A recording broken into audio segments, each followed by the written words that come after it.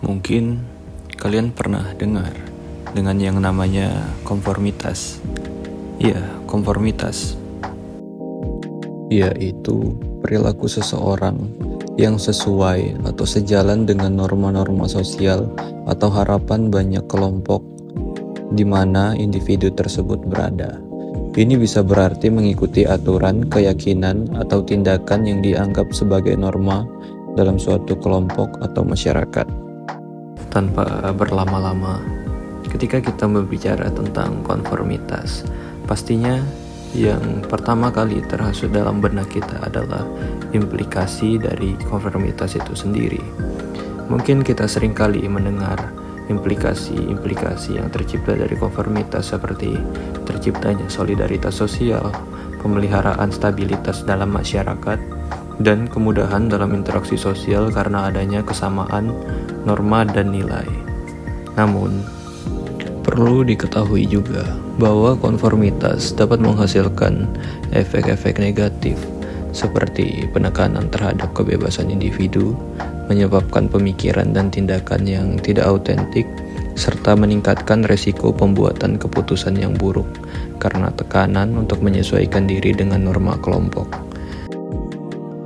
Dan apabila kalian membuka media-media populer menggunakan kata kunci konformitas, maka tidak heran banyak sekali riset-riset mengenai konformitas yang disandingkan dengan perilaku-perilaku negatif seperti ini, dan bahkan ini. Sebenarnya banyak sekali teori terkemuka tentang konformitas. Salah satunya yaitu teori konformitas asosiatif yang dikemukakan oleh Herbert Kalman. Dalam teorinya ini, Herbert Kalman membagi konformitas menjadi 3 bagian, yaitu kompliansi, kemudian identifikasi, dan internalisasi. Namun yang paling menarik yaitu mengenai internalisasi yang akan kita bahas lebih lanjut dalam video ini.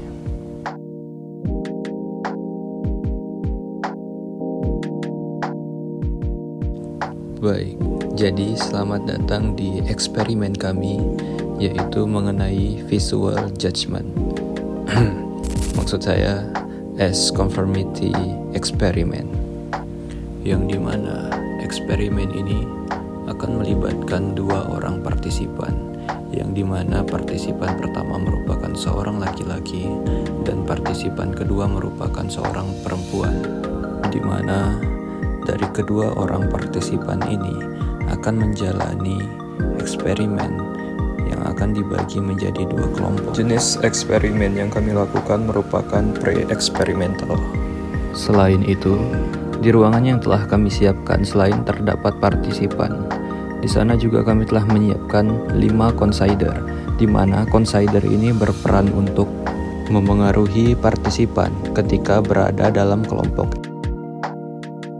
Namun, pada kelompok eksperimen kedua, consider akan sangat berperan. Alur menjawab pertanyaan akan kami atur sedemikian rupa. Sebagaimana yang telah diketahui sebelumnya, eksperimen yang kami lakukan merupakan jenis pre-eksperimental. Kami telah menyiapkan susunan bangku seperti ini. Kemudian, pada kelompok yang tidak dipengaruhi, partisipan akan menjawab terlebih dahulu agar tidak terpengaruhi oleh consider. Dan sebaliknya, ketika berada di dalam kelompok yang dipengaruhi, partisipan akan menjawab terakhir.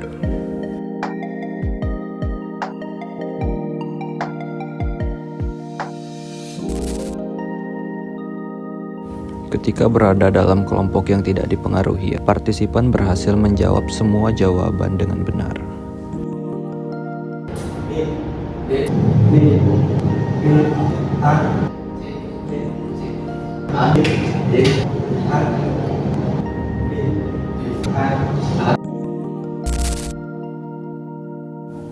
Begitu juga yang terjadi pada partisipan kedua, di mana seluruh jawaban yang diberikan bisa terjawab dengan benar.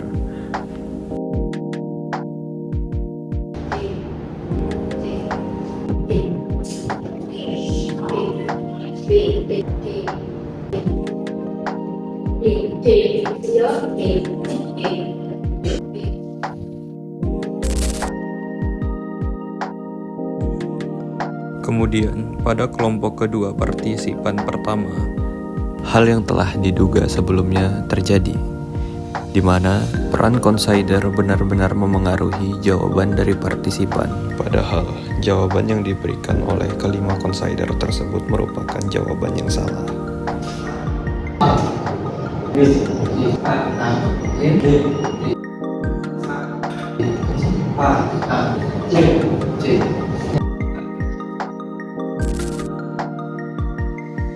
Pada eksperimen kedua, partisipan kedua, hal yang sama juga terjadi, di mana consider benar-benar berperan dalam mempengaruhi jawaban dari partisipan tersebut.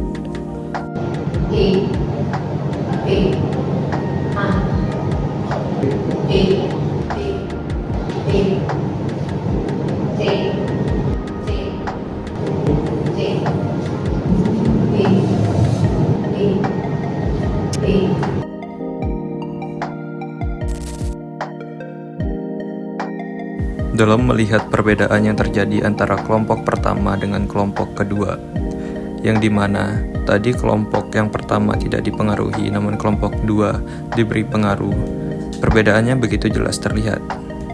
Hal tersebut kami ketahui setelah kami melakukan pemeriksaan jawaban dan pertanyaan, di mana 12 pertanyaan pada partisipan pertama, 6 jawaban yang diberikan salah.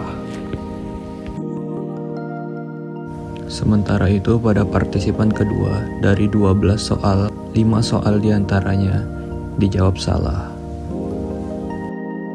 Nah, kemudian, jika melihat dari hasil eksperimen ini, maka dapat disimpulkan bahwa terdapat perbedaan antara tingkat konformitas pada laki-laki dengan tingkat konformitas pada perempuan. Hal ini juga sejalan dengan sebuah penelitian yang diterbitkan pada 2018 lalu mengenai konformitas, sehingga hipotesis yang diajukan di sana dapat diterima karena terdapat pula perbedaan antara konformitas laki-laki dengan perempuan. Sehingga implikasi dari tes ini dapat diketahui bahwa lingkungan sosial memiliki pengaruh yang cukup besar dalam kehidupan kita. Oleh karena itu, diperlukan tingkat keyakinan terhadap diri sendiri ketika menentukan suatu pilihan demi menjaga kemampuan kita dalam berpikir secara mandiri dan kritis.